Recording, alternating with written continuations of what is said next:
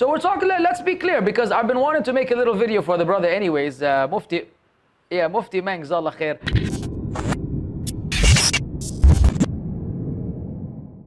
He actually made, he made a little talk, or he gave a little talk, and someone shared it with me, and they kind of told me, look man, this obviously is like targeting you because of some of the things I've said. Yeah, I heard it, and it's a beautiful speech, Jazakallah khair.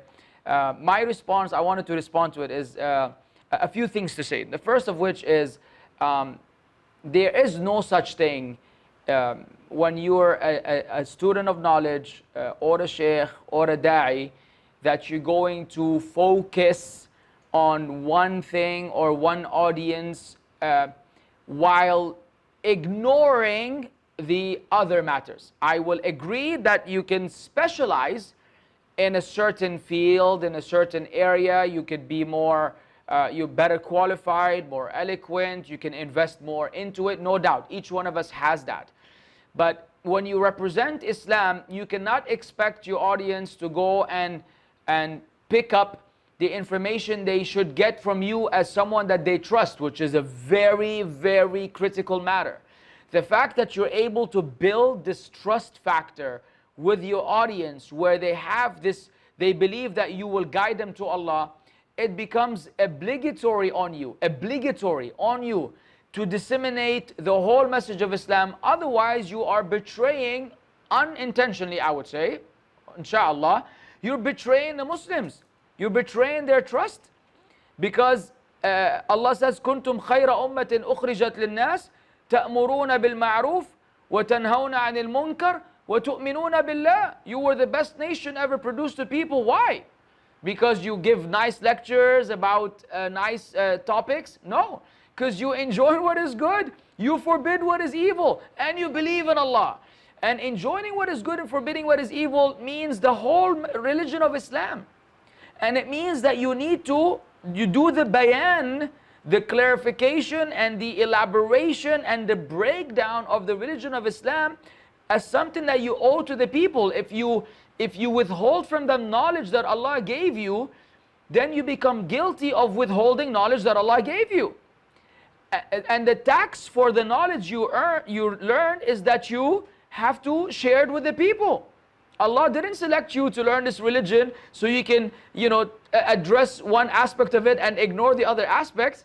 That you didn't learn only one thing in Islam, you learned the whole religion. You need to teach the whole religion. You need to tell the people more about Allah and what they need to believe about Allah, not discuss a surah and then conveniently skip the part that addresses the names and attributes of Allah. That's actually, there's an amana ilmiya, there's a trust, knowledge-based trust that is you're burdened with, that you have to fulfill. The brother, Mufti, may Allah bless him, he gave an example of just like, you learn math from a math teacher, and you learn English, and you don't expect the English teacher to teach you math, and you don't expect so on and so forth. That analogy is what they call al-qiyas ma'al-fariq. This is an analogy with a major difference, where you can no longer make this analogy to begin with. Because we're not telling you to go learn math from an English teacher. Just like we say, we're not telling you to go learn aqidah from a fiqh teacher, right? What we're saying, to try to put it this way is actually not sound. Because if I'm used to use the same line of thinking, then I would say, okay, look man, if your English teacher knew that by teaching you the table of multiplication, or by teaching you any aspect of math, even though it's not a specialty, but he knows, he should know the basic. By teaching you, he will be saving you from failure. Is it incumbent on him, and do you expect of him, even though he's an English teacher, to do the job of teaching you, or he should say, wallah, you figure it out on your own, go find yourself another math teacher? No, he say, look man, you're supposed to, and this is even from in an academic world. This is religion, ya Shaykh. This is religion. So you cannot come and say, wallah, look, go online, you find a brother dealing with aqidah, Jazakallah khair. Every sheikh is the best sheikh in the world. everybody is the best scholar in the world. Go learn from him, go learn from him, go learn from him. And then you see the people's comments, they're posting lectures of every deviant person you can imagine, clearly stating and showing that the followers are completely clueless, because he has said in the past that you should listen to everyone and then take the good and leave the bad. Yeah, Sheikh, the average Muslim, if he knew how to take the good and leave the bad, he wouldn't be listening to you to begin with. He would be given the talk himself. Naam, and I gave a lecture about that way back there. I will swim but won't get wet. The people don't know. If they knew, they would be teaching, not learning.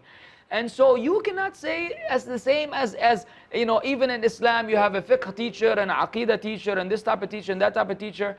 That idea, let me just close this thing because I keep getting reminders. That type of thing just simply does not apply.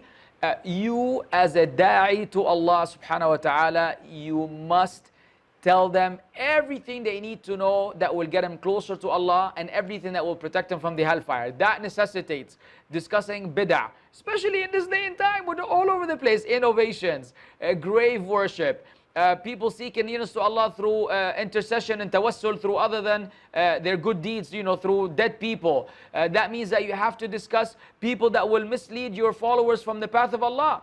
Other speakers out there that are doing dangerous work. That means you have to speak about the Shia, and you have to, there's a lot of work that has to be done as a trustworthy person. Now we know that as soon as you do so, you're going to have all these other Muslims say, hey, Mufti's gone bad now. He's like this other guy, Abu Musab, and like this guy, and like that guy. Oh, we don't want him. Let us find another sheikh who's only going to tell me bedtime stories. And they're going to ditch you and go somewhere else. So are we here, again, are we crowd pleasing? Allahu A'lam. I mean, based on his words that he's trying to cater for a certain group of people, that he has different type of audience, and so it's in his interest to say things that will, you know, keep the herd, if I were to use this word. We say, we got a problem, because now we're becoming crowd pleasers, and we're not fulfilling the amana that is placed on us, specifically for someone who graduated from Medina University, and someone who's bilingual, and someone who's as handsome as he is, mashallah, and as well dressed as he is. Yeah, and he has the full package. He has, in my opinion, a much bigger obligation than miskeen like me and so many other du'at out there who don't look as cute and are not as nice and don't dress as fancy, and we don't get, you know, invited to as many places. You have a platform that we don't even have. Akhi, do the job. Let us be quiet. Instead, let us be quiet. You will be doing us a great favor. But sadly, we see you fulfilling this 7% of Islam that you do so wonderfully, and you leave in the 93% for us, so we can get all the heat and all the smacking and all the slapping, and then you just keep your, you know, beautiful little world. And akhi, come on, man. That's that. I've never heard of a sheikh, Shaykhul-Islaam Ibn Taymiyyah, Ibn Qayyim al-Jawziyah, Imam al-Dhahabi. Look at the stuff that they authored, and look what they wrote, and look how they dealt with it. Every sheikh in the world became a sheikh because he told the people Islam from A to Z, not from A to C. And then, you know, as for all the other letters, go fetch for them with, you know, some other guy. And, you know, alhamdulillah, it's a beautiful world we're living in. Woo! With the shamaq. Ma yaji. The main reason why I took it down, okay, I took it down because there was a development of the conversation. The reason why I kept it down is because I came to know that what the brother had done, he was not aware that this was going to go public.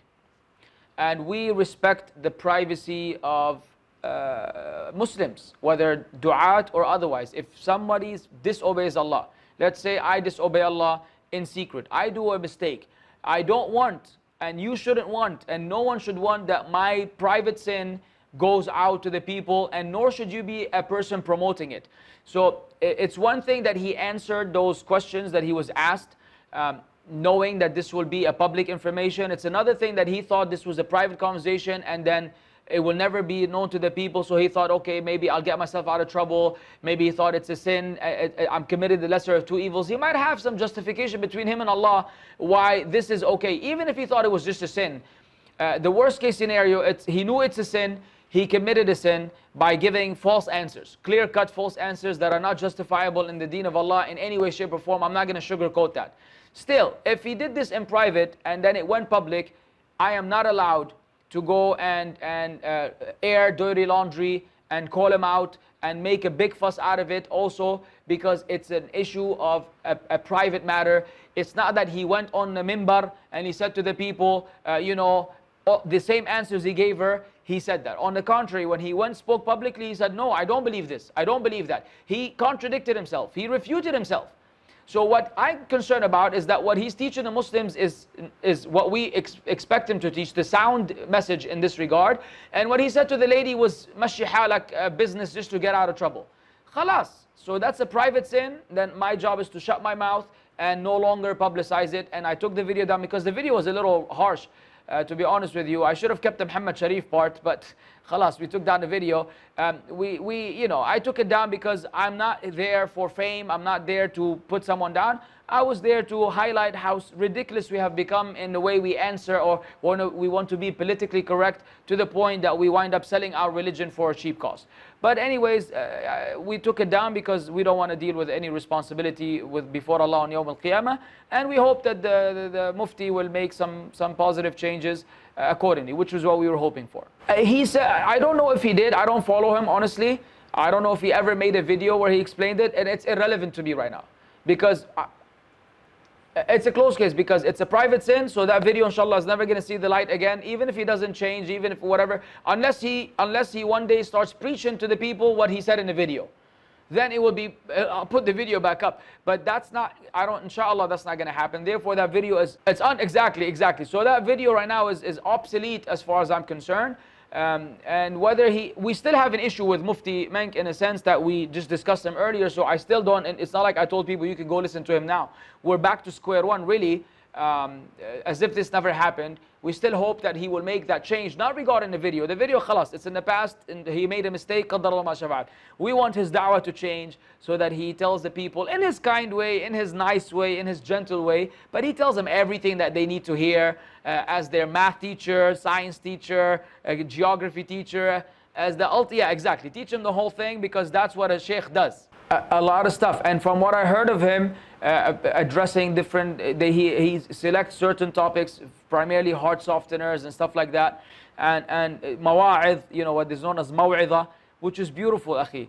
But then there's a lot more to Islam than that. There is a lot more to Islam than that, and the more knowledgeable you are, the bigger the obligation that you have, and you just have to fulfill it. Please Allah, and whether the people like it or not, that's their problem. You gotta have a problem with that, man, because Islam is not just some cute talks. It's not some bedtime stories, and we've said that many times. I mean, if you're involved in da'wah, if you're following the way of the prophets, then you gotta tell it how it is. The prophets weren't just, if we tell the people, Ibrahim alayhi salam, Ibrahim. What do you think Ibrahim was doing? Did Ibrahim go around and just tell them, we should have good manners, and you should dress clean and look clean, and be kind to the creation? Ibrahim was breaking down idols, man. Ibrahim was breaking down idols and arguing with people and debating people and refuting people and telling them an enmity has appeared between us and you until you worship Allah alone. Come on, man. If you're a da'i, if you're a representative of Islam, then you have a full package of Islam that you need to deliver. You can't deliver only the cute part and then leave the other part and let others do it, and you just maintain your beautiful image, which is what the brother is doing. He's maintaining his beautiful image on the expense of others doing the dirty work. So now we're the evil people who are refuting and calling out these other deviants and so on and so forth, and his job is just to tell you the cute stories and look good and get all the followers, which is fine. You can get all the followers, but ya akhi, give him the full package of Islam. You've learned from Medina University. Where's your Aqidah classes? Others are doing it, but you're more eloquent, you're more approachable, you're cuter, you're nicer, you're kinder, you're better dressed. Look at me. With your, shmishlah and harakat madri esh 5 stars. Go ahead, ya Shaykh, and teach them Aqidah, because they will accept it from you before they accept it from me.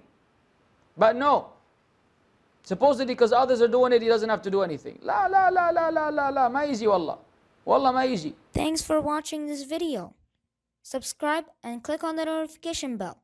Like, comment, and share with friends and family.